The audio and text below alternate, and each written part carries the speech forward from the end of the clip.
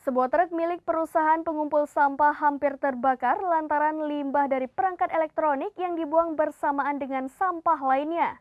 Dari sebuah video yang diunggah di salah satu akun TikTok, memperlihatkan detik-detik bak sampah truk yang mengeluarkan asap dan membuat panik petugas.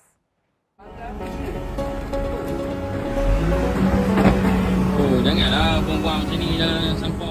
Sebuah truk milik perusahaan pengumpul sampah hampir terbakar akibat limbah dari perangkat elektronik dibuang bersama dengan sampah lainnya.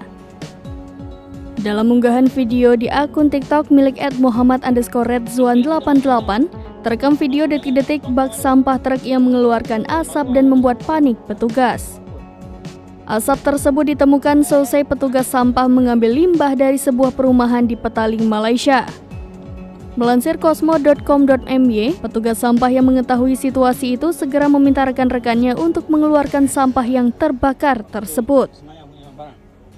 Benar saja, setelah diselidiki, rupanya sampah yang terbakar tersebut adalah sebuah power bank.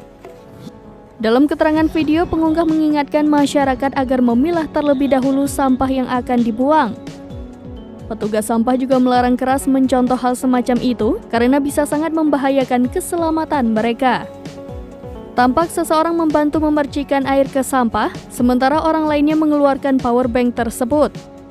Banyak warganet yang memberikan masukan bahwa perangkat elektronik harus dibuang secara terpisah dengan sampah biasa.